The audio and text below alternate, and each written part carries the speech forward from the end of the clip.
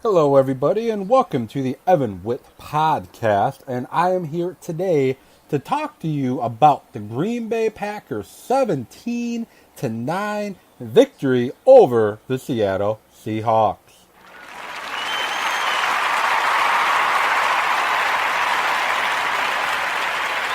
It was a very slow start to the game as only 3 points were scored in the first half. Very sluggish offensive for both sides of the football. And quarterbacks were under pressure most of the first half.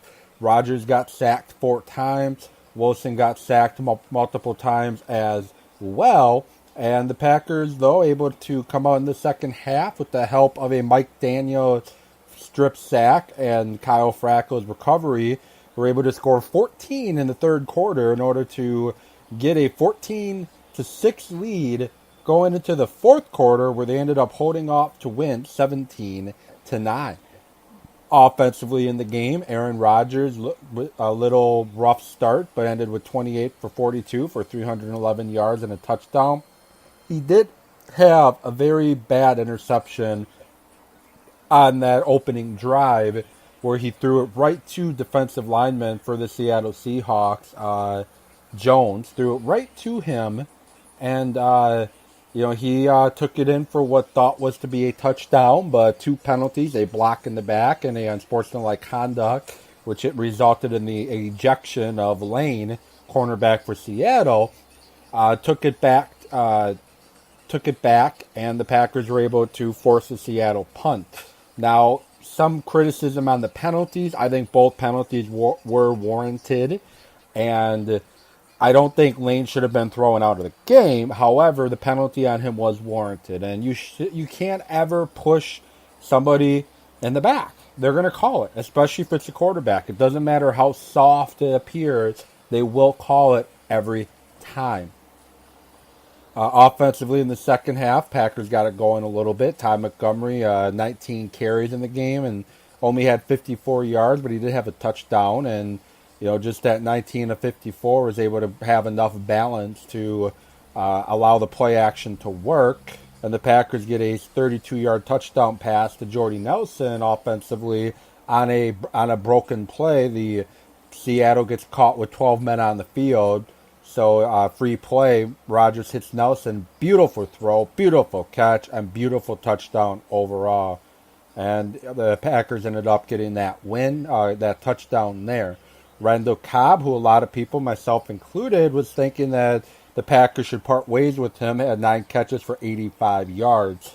Offensive line-wise, the O-line did struggle a little bit, but that was a very strong defensive line they were going up against in the Seattle Seahawks. That defensive line, extremely tough, extremely hard to move the football against.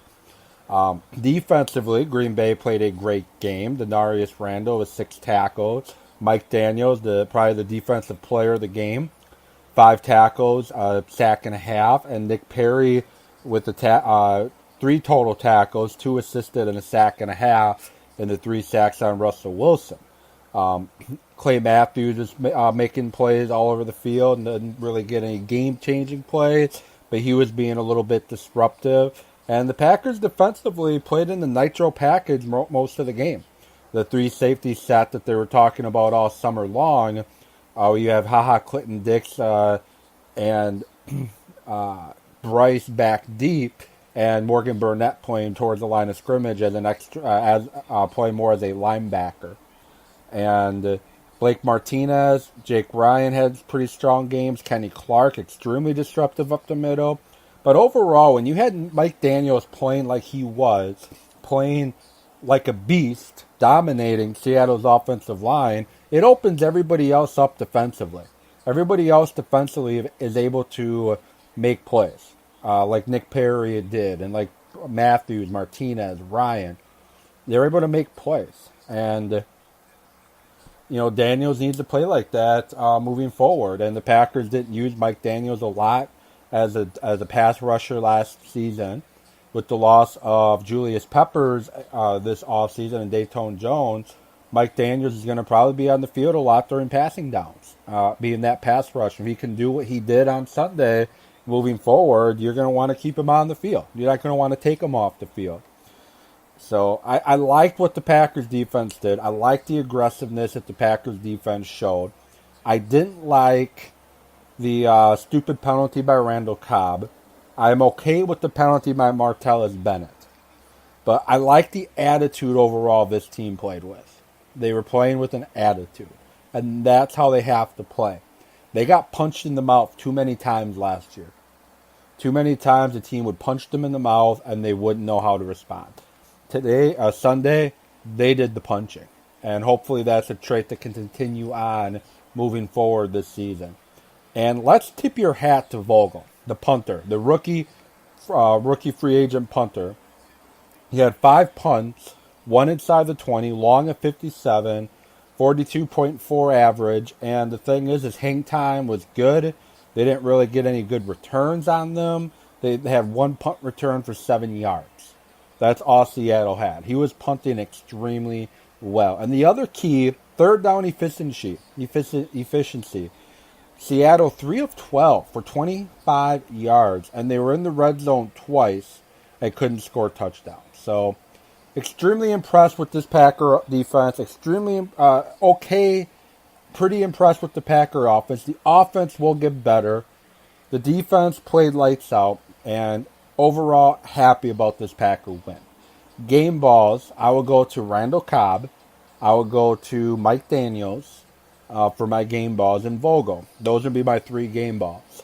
Again, Cobb's penalty was unnecessary, but I don't mind the fire. And Martellus Bennett, his penalty, yeah, you can argue that it was a little unnecessary. But at the end of the day, I don't mind the fire. You know, when TJ Lang and Josh Sitton were those guys prior. And without those two on the roster, you got to figure who's going to be that enforcer role. And that's what we saw Martellus Bennett. He's going to stand up for his quarterback, and he's not going to let people push them around. And I like that about him. So, Packer, impressive win, 17-9. Have another tough game coming up Sunday against the Atlanta Falcons. And I will be previewing that game later on in the week. So what are your impressions coming off this Green Bay Packers 17-9 victory? What was your good? What was your bad? What was your ugly? Oh, and one last comment before I do go. Because I know some people are ugly is going to be the play of Kyle Murphy, who had to fill in for Brian Bulaga. Now, Murphy did have a rough first half. I will give you that. But Murphy's second half, I didn't even notice him I didn't even notice him out there. I didn't. And that's a good thing. When you don't notice that you have an offensive lineman, you don't notice one of them out on the field, it's not a bad thing. That's a good thing. Because his play wasn't standing out. He was doing his job. He really impressed as the game. He got better as the game went on. And to me, that was huge. So again, what were your thoughts on the game? The good, the bad, and the ugly. So who gets your game balls? Again, mine is Randall Cobb, Mike Daniels, and Vogel. So who gets your game balls? What was your good, bad, and ugly? And make sure to give me a follow on Twitter at EvanWittSports. Thank you so much for listening, and I appreciate it. And recommend it to share with your friends. Recommend with your friends. I will get back to you later in the week.